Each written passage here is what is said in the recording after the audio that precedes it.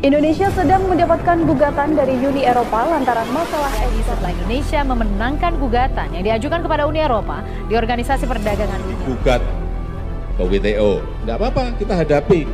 Kalau ada yang gugat nggak apa-apa. Jangan kita digugat juga grogi, enggak. Ya kita hadapi, karena memang kita ingin bahan-bahan mentah kita ini ada added value-nya. Siapa kuasai minyak akan kuasai dunia, itu akan jadi cerita kuno. Siapa kuasai nikel akan kuasai dunia, itu baru akan jadi cerita modern. Dan itu adalah masa depan Indonesia.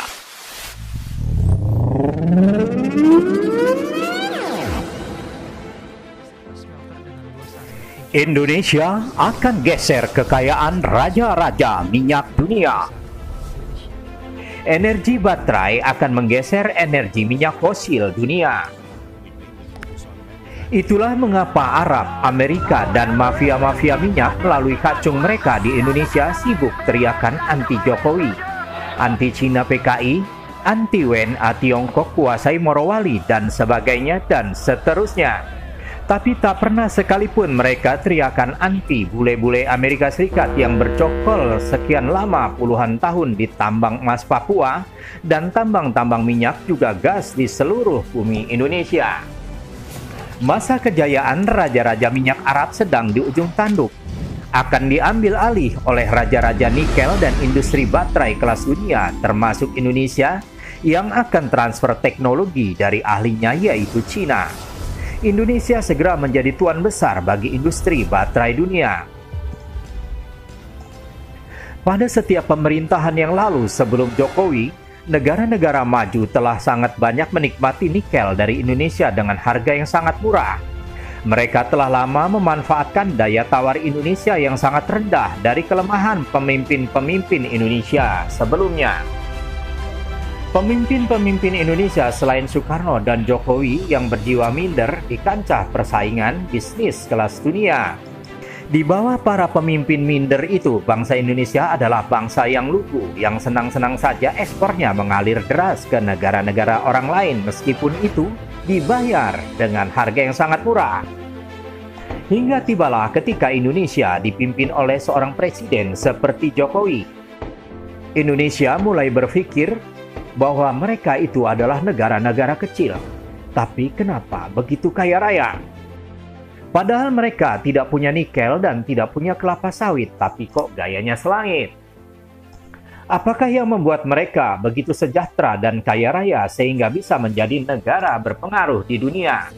Selidik punya selidik, ternyata mereka bisa kaya raya. Salah satunya ya dari nikel mentahan yang dibeli dari Indonesia dengan harga yang terlalu murah. Sedangkan nikel itu setelah diolah mereka jual dengan keuntungan yang berlimpah. Mereka ubah dan olah nikel-nikel itu jadi aneka barang berharga mahal. Jokowi ingin menghentikan bisnis yang berat sebelah dan tidak seimbang tersebut.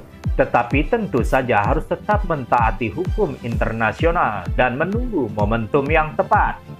Hingga tibalah ketika Uni Eropa secara sepihak menolak minyak sawit dari Indonesia. Tidak mau kalah, Jokowi pun membalas dengan stop jual nikel dalam bentuk mentahan ke Uni Eropa. Sehingga nggak perlu kita takut di-ban di Eropa. Kenapa? Uni Eropa pun menjadi panik. Apalagi tambah oleh Jokowi yang berkata, nggak mau beli sawit, ya sudah kami akan pakai sendiri. Jika pemimpin sebelum Jokowi diancam seperti itu oleh Uni Eropa selain Bung Karno, tentulah sudah menyembah-nyembah minta belas kasihan. Belum pernah ada sejarah Republik Indonesia melakukan perang dagang, apalagi sampai menang dengan Uni Eropa.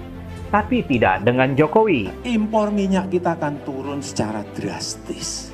Sehingga tadi urusan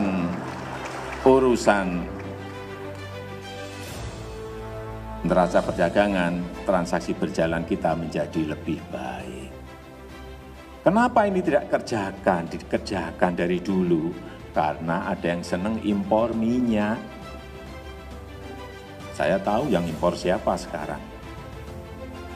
Yang saya sampaikan, kalau mengganggu acara B20, mengganggu acara B30, mengganggu tadi yang urusan DME, urusan polipropilin, hati-hati. pasti akan saya gigit orang itu.